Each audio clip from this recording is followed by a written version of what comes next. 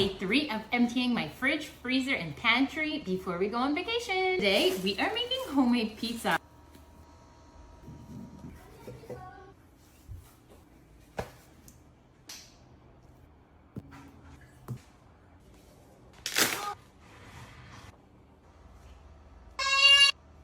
Daddy, wait a second, let me put... Please put